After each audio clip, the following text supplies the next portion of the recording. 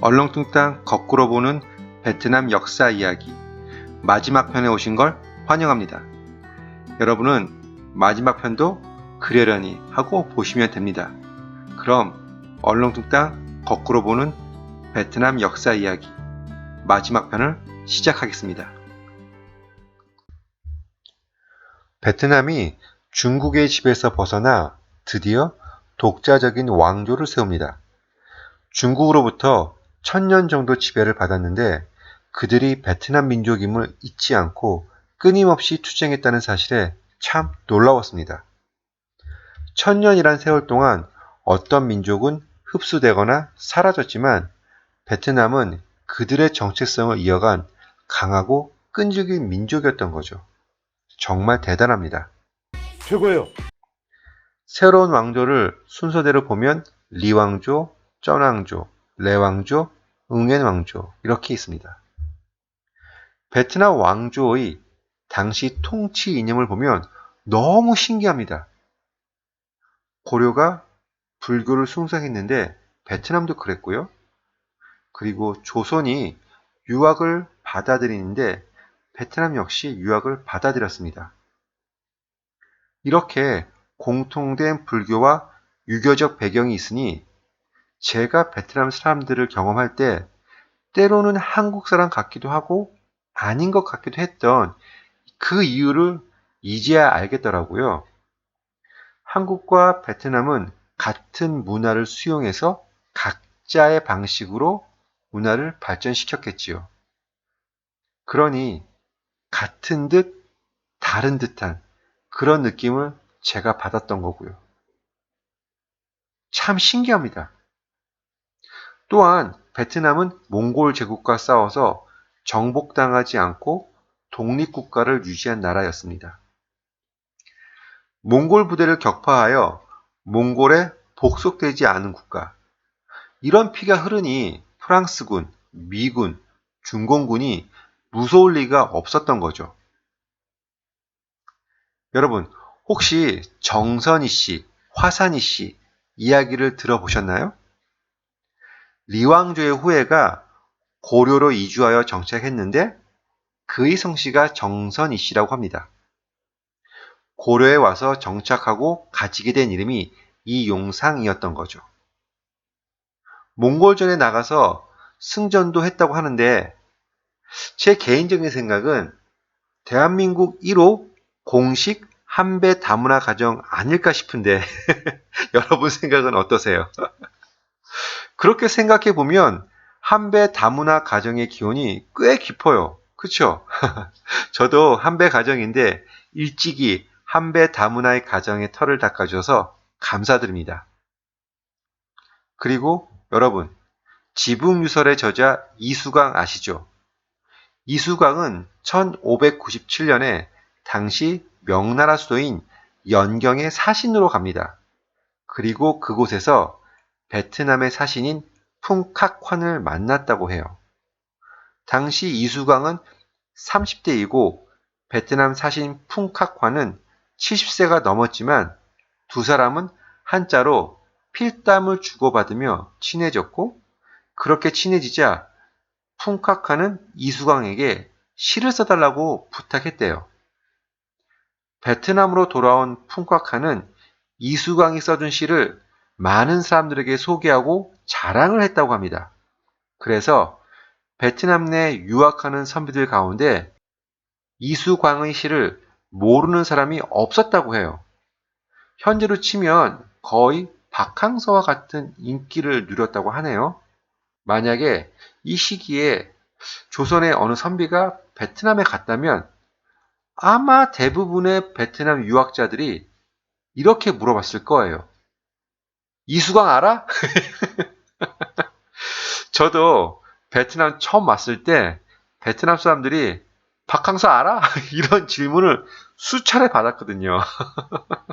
이수광 알아? 박항서 알아? 참고로 고려 후기는 무신들이 정권을 잡은 시기이고요. 그리고 조선 후기는 임진왜란이 끝난 후를 말합니다. 여러분, 앞서 보구엔 지압 장군 소개시켜 드렸었죠? 여기서는 쩌능다오라는 분을 소개할게요. 몽골군을 격파한 장군이라고 알아두시면 됩니다. 베트남에 오시면 이분 동상을 보실 수 있을 거예요. 이제 마지막 건국 신화에서 중국 천년 지배의 시기로 넘어가겠습니다.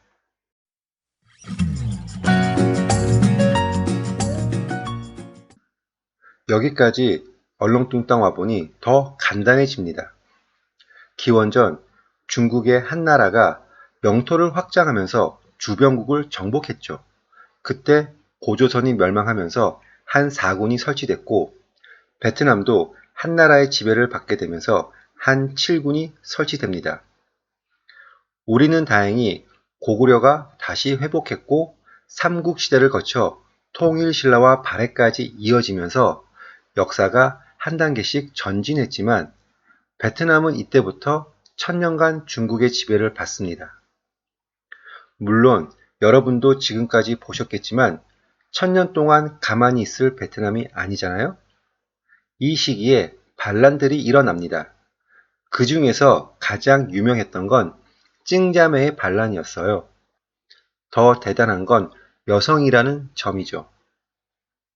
지금이야 여성분들이 장성도 되고 하니 아무런 문제 없지만 당시에는 상상하기 힘든 경우라고 생각이 듭니다. 이제 마지막인 베트남 건국 신화를 보죠. 어느 나라나 건국 신화가 있습니다. 우리에게는 단군 신화가 있죠. 내용을 간단히 말씀드리면 바다신 랑롱꾸원과 산해신 어우꺼가 결혼해서 아이를 100명 낳았다고 해요. 그리고 각자 50명씩 아이를 데리고 자기의 고향으로 돌아갔고 산으로 간 어우꺼 아이 중 가장 강한 한 명이 반낭국이라는 나라를 세웠다고 합니다.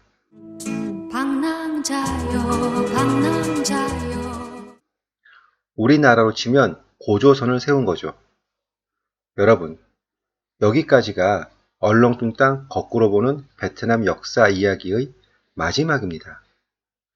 현재 베트남 생활을 하면서 궁금했던 것을 조금씩 알아보려고 했었고, 그래서 현재부터 과거까지 대략적으로 달려왔습니다.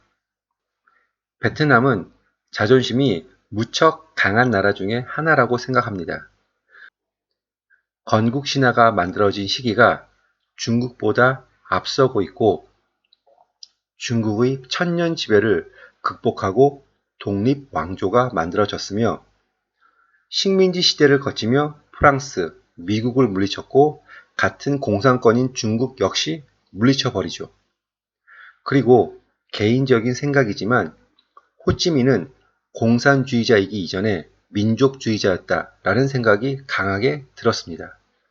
그렇게 베트남을 사랑했던 사람이었기에 지금은 베트남 국민들에게 죽어서도 사랑을 받고 있다고 생각됩니다.